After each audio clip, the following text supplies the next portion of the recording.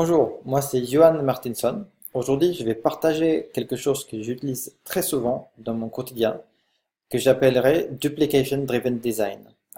Ça consiste à concevoir l'algo à implémenter grâce ou à la duplication que je génère temporairement dans le code. Alors, ça paraît un peu bizarre, pourquoi générer de la duplication pour l'enlever après, et de toute façon, la duplication, c'est mauvais. Mais en fait, vous allez voir que ça aide énormément à découvrir les algos que nous devons implémenter. Alors, c'est utile pour deux choses. Donc, en plus de découvrir l'algo, ça permet aussi d'avoir un algo qui est pas trop complexe. Parce qu'il répond par définition aux cas qui sont produits et qui sont dupliqués dans le code. Voilà, pour montrer ça, j'ai choisi un petit exercice qui consiste à prendre un nombre et le décomposer en ses facteurs primaires. Ça, c'est non trivial parce que nous n'avons pas la liste des nombres primaires et donc c'est pas évident comment aborder ça. Nous allons voir que à travers la duplication, ça va devenir simple. Voilà, un peu de code maintenant. Nous voilà au code. Alors, pour faire ceci, je vais d'abord créer de la duplication. Je vais ensuite étudier les patterns qui émergent et refactorer dans des étapes vraiment très petites. Pour m'aider à refactorer et à aller en petites étapes, je vais utiliser quelque chose qui s'appelle Parallel Change. Ça évite d'avoir les tests rouges pendant longtemps et ça nous facilite le fait de travailler dans de petites étapes. La, Alors, du coup, je commence ici par un test que j'appelle un test d'acceptance. C'est-à-dire que lui, il définit quand tu es fini. Alors, du coup, on va faire un nombre très grand. On va prendre un nombre normal qui on calcule en multipliant des facteurs primaires. Donc là, je vais prendre 13, 13 et puis 37. Donc je prends ça et j'appelle une fonction et ça devrait me retourner cette fameuse liste. Donc pour que ce soit une liste, il faut que j'ai des commentaires, pas des virgules. Alors, maintenant il faut définir cette fonction-là. Je vais le mettre pour l'instant dans le test. Et pour que ça compile, il faut que ça retourne une liste de nombres. Et ça requiert d'avoir au moins une variable, retourner le bon type. Alors, nous voyons que mes tests tournent ici et qui me montrent que j'attendais ça, mais j'ai juste un arrivé. Très bien. Puisque celui-ci ne va pas passer tout de suite, je vais le mettre en skip et on va le désactiver quand on pense avoir fini. Pour commencer, faisons plus simple. Qu'est-ce qui est plus simple? Tous les nombres qui sont en dessous de 0, ils n'ont pas de facteur primaire. En dessous de 2, pardon. Donc, numbers below 2 have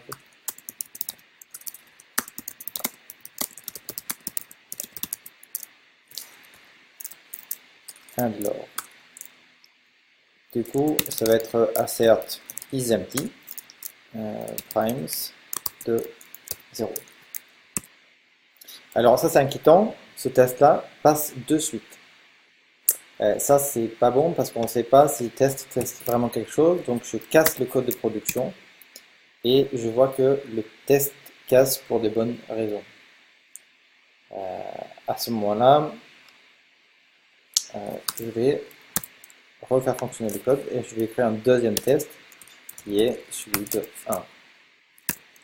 Donc ça aussi, il passe tout de suite. Vérifions que ça casse pour une bonne raison. Ça casse pour une bonne raison. On voit bien que c'est cette ligne-là qui casse. Donc on peut tranquillement corriger le code. Et voilà, notre premier test est fini. je vais refactorer un tout petit peu en déplaçant cette fonction-là dans la partie code de production.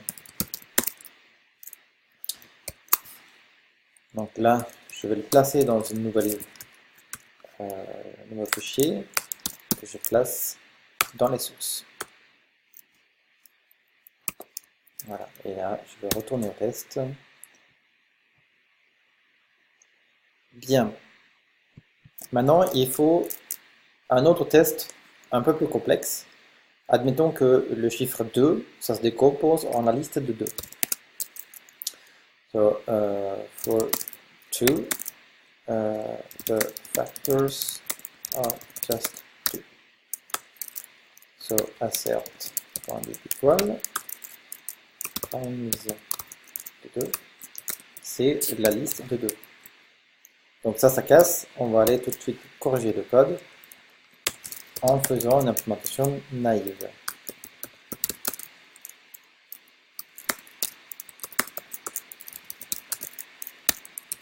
Voilà. Alors, maintenant je pourrais refactorer, mais je ne sais pas encore quoi refactorer. Il me faut un peu plus de code à la prod. Donc il faut un prochain test. Donc le prochain test pourrait être 3, mais je pense qu'un test plus intéressant, ce serait 4, qui du coup se compose en 2 et 2.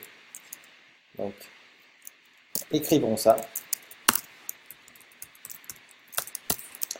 Maintenant, quelque chose ne va pas ici, parce que ce nombre de tests ne correspond plus à l'assertion. Alors, on pourrait dire que c'est pour toutes les puissances de 2, c'est la liste de 2, nombre de fois où il y a de la puissance. Donc, for 2 power x, it is 2 repeated x times.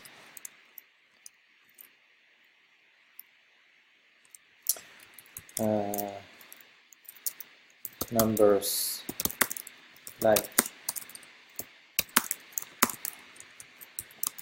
Voilà, ça c'est peut-être plus explicite. Maintenant, allons faire passer le test. Donc là, je vais juste dupliquer ceci et je vais coder en dur le retour. Parfait, le test passe. On le voit ici. Je vais continuer encore, générer un tout petit peu de duplication encore. Et je vais corriger le problème.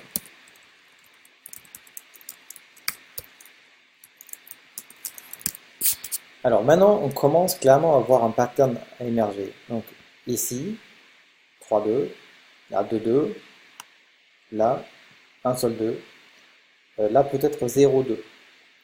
Donc on pourrait commencer avec une liste vide, accumuler les 2, tant qu'on peut, et puis retourner cette liste accumulée. Donc je vais faire définir factors égal,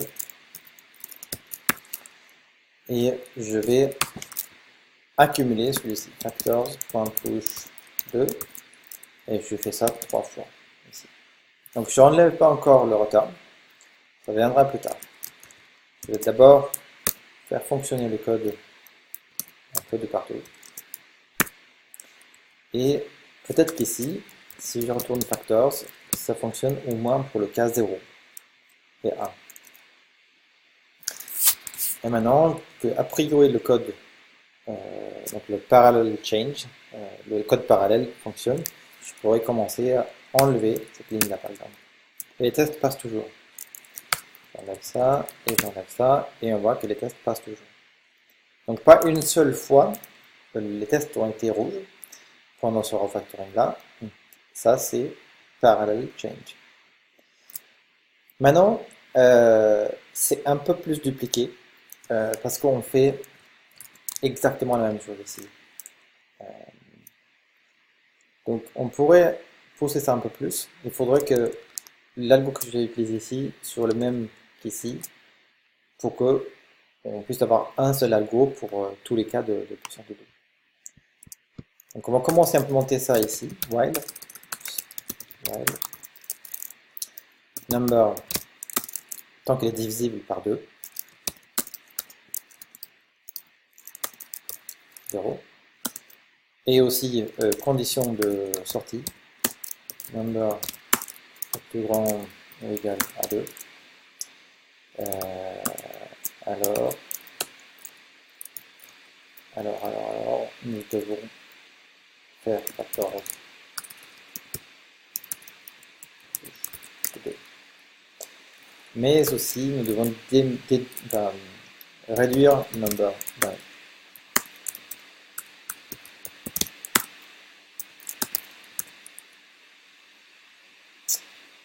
Et donc ça devrait passer si on a ça. Ok, maintenant on en a algo qui semble générique. Si je remplace ceci par cet algo-là, ça fonctionne toujours. Donc là, j'ai plutôt confiance que je peux sortir cet algo-là et effacer tout ça. Voilà, parfait. Alors maintenant, ça c'est que 2. Maintenant, il faut 3, 5, etc. Donc on va écrire un nouveau test. On va écrire le même test pour 3. Alors, 9 ici et 27. Et malheur, pour faire passer ça, le code n'est pas tout à fait prêt. J'aimerais que ceci soit une méthode que j'appelle avec 2 ou 3, etc. Donc je vais préparer mon code à l'introduction de la fonctionnalité 3. Pour ce, j'ai besoin des tests qui passent au vert. Donc je skip ça en attendant. Et je prends ce code-là, je l'extrais dans une méthode. Extract method. Et ça, j'appelle factors. Avant de faire ça, j'ai envie de variabiliser ce 2. Prime. Et maintenant, je suis prêt à extraire une méthode que j'appelle add factors of.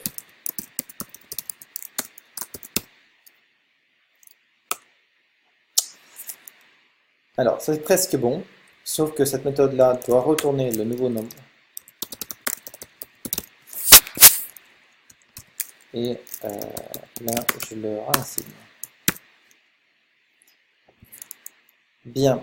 Maintenant, je pense que mon code de prod est prêt pour accueillir le cas 3. Effectivement, là, les tests fail. Je duplique la ligne. Je mets 3. Ah, non, pas ici. Je le mets là. Alors, là, j'ai envie de refactorer un petit peu. Cette méthode add factors of, ce sera plus naturel si on avait prime en premier argument. Donc, on va changer la signature en mettant prime en premier. Voilà. Les tests pas toujours. Et maintenant, j'ai besoin d'un nouveau test. Admettons qu'on fait la même chose pour 3.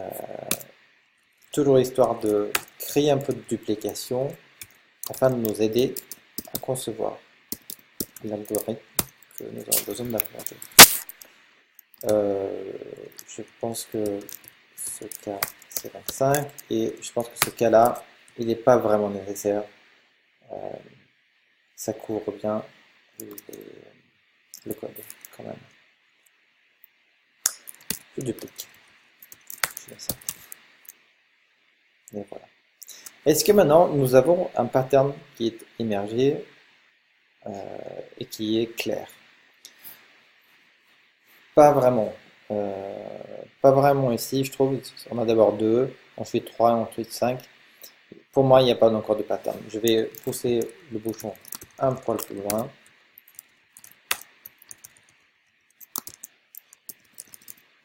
On fait 7. Ça c'est 49. Et je mets 7 ici. Alors maintenant, est-ce que nous avons un pattern? Bah, essayons de rendre le code plus dupliqué. Là c'est bizarre, là on a prime, là on a 3, là on a 5, etc. On pourrait dire que ici on a prime plus plus.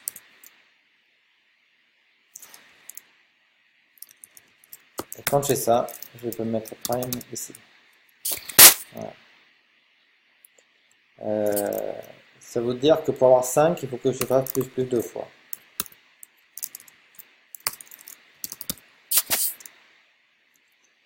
Et pareil.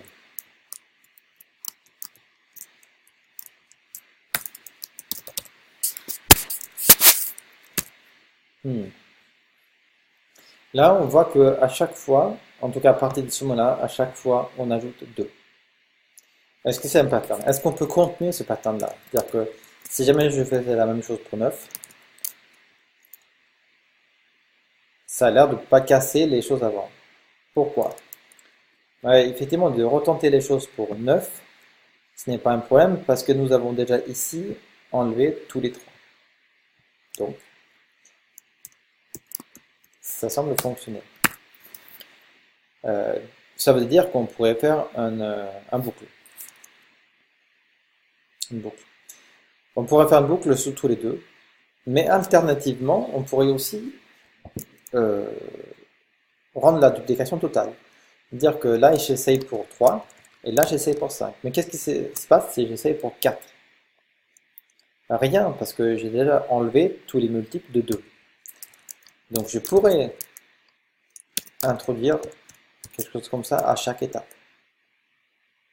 C'est peut-être pas performant, mais si on n'a pas besoin de calculer des gros nombres, ça fonctionne. Donc ici, je pourrais faire un while loop. Donc tant que prime est plus petit ou égal à number, enfin plutôt plus petit que number,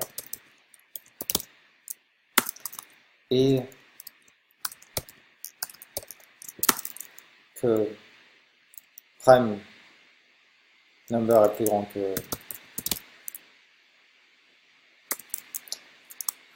que 1, on continue. Donc là,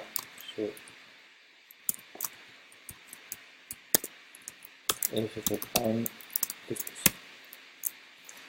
Ça fait passer les tests, donc probablement que je peux supprimer tout ça.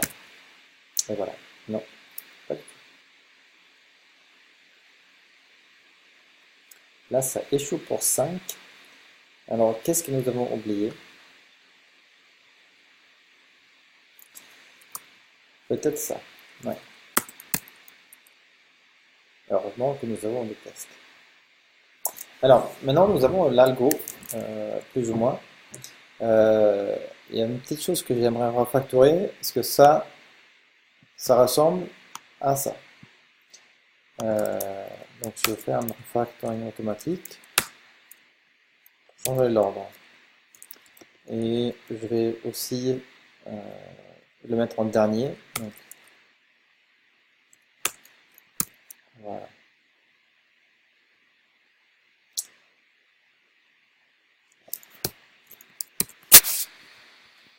Ça passe toujours. Est-ce que nous avons fini? Bah, pour répondre à ça, on peut retourner voir notre test d'acceptance. Et ce test-là, il passe. Alors, il passe, mais est-ce qu'il est capable d'échouer? Telle est la question. Oui, tout à fait. Donc, nous avons fini. Il y a peut-être un petit refactoring nécessaire à faire ici. Ça, c'est est-ce que c'est divisible par is divisible by.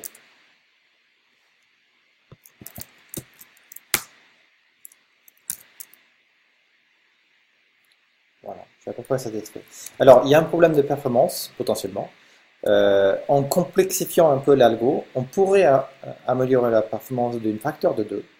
Euh, voilà, à titre indicatif, ça ressemblerait à faire une fois ceci, et puis après dire que prime égale 3, et à ce moment-là, on pourrait faire plus 2, donc plus égal 2. Voilà. Si on a besoin de performance, pourquoi pas. Si on n'en a pas besoin, tant mieux. J'espère, à travers ce truc-là, avoir montré que en, en créant de la duplication, je peux étudier les patterns qui émergent et en refactorant dans des petites étapes, ça peut m'aider à voir l'algo qu'il faut implémenter. Pour faire ça, et pour refactorer dans des petites étapes, j'ai utilisé Parallel Change. Voilà, merci d'avoir regardé.